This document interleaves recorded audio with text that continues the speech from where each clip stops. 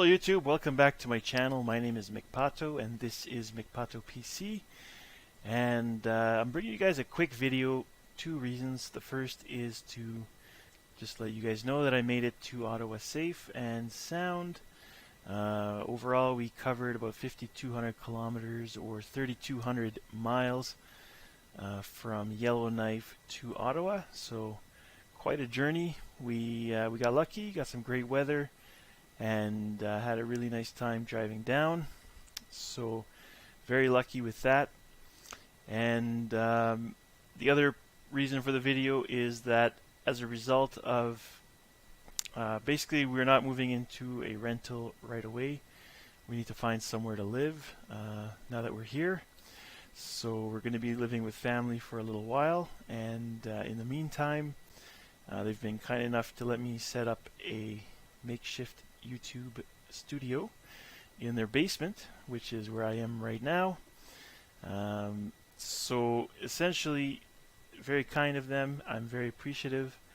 However, there's no internet connection where I am in the basement, so I didn't know. I do have a laptop and I can of course use that anywhere in the home, but my desktop doesn't have Wi-Fi capability. So I was not sure what's the best way to get internet. I do have power line adapters, and I'll make a video on how to use power line adapters coming up in the not too distant future.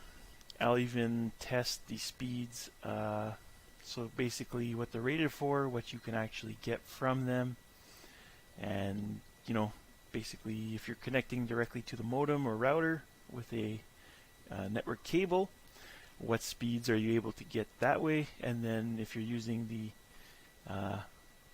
power line adapter, what kind of speeds can you expect. So that's what I'll do. Should be interesting. Right now, however, there's no power line adapters set up. Those are in a box somewhere in a trailer, and I can't get to them right now. So that led me to believe that there must be another way, and I thought, you know what, if my laptop can get a Wi-Fi signal and it has a network port on it, is it possible to use the Wi-Fi coming in and send that out through the Ethernet port to a device like my desktop computer?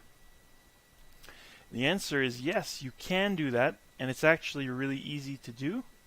So I'm going to show you guys in this little video how to do that, and basically I think you guys will be pretty impressed by how quick and how easy. It's 2 steps and you're done, and the speeds are good. Basically whatever you can get from your Wi-Fi adapter, you can transmit via the Ethernet port to your computer. And I would imagine you could do this with a desktop that does have Wi-Fi if you wanted to add, for your PlayStation or your Xbox or your smart TV if you don't have a Wi-Fi capable smart TV, or Blu-ray player, what have you. So it's a pretty cool trick. It works great, and I'll show you guys how to do that. Alright guys, we're going to get started right away here on sharing your laptop's Wi-Fi through your Ethernet port to your desktop or other device. So basically you're just going to go to search down at the bottom, and you're going to write network, and I'm going to go to network settings, or sorry, network status, and then I'm going to grab the change network adapter options there. That'll take you to this screen where you will see that you have your Wi-Fi as well as a network adapter. And all you're going to do to make this happen is highlight them both with your mouse and right click and go down to where it says Bridge Connections. It's going to take a few moments, and it's going to create the connection there for you between your Wi-Fi and your Ethernet port, which will allow you to utilize your Wi-Fi connection for internet on other devices.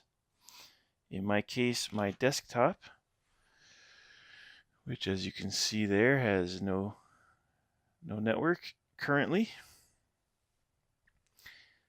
All right, here it is, guys. After a couple of seconds of waiting, we now have the Ethernet, the Wi-Fi, and the network bridge showing up in our network connections window. And that just means that you now have internet on your device that previously did not have internet. And it's coming to you via your Wi-Fi on your laptop. That's a neat tip. I hope you guys enjoyed that. If you do, hit the like button down below. And for anyone interested in Vega, I have purchased a Vega 64 reference card, and I'm going to be doing a whole series of videos on that. That'll be coming to the channel very shortly. So if you guys want to catch that, subscribe to stay up to date on all the latest with regards to that series. The first part's going to be me comparing it to my GTX 1080. I'll basically copy the benchmarks that I did in my overclocking and overclock 1080 video, and I'll compare it both in the stock configuration as well as with a slight undervolt and a little bit of an overclock to the HBM.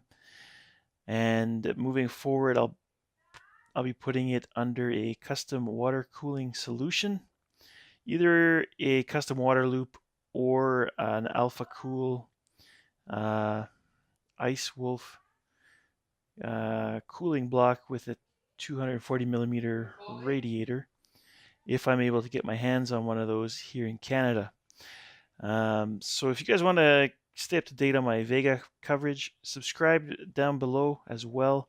And as always, thanks for watching, guys. I will be back shortly. Thank you very much. Bye-bye.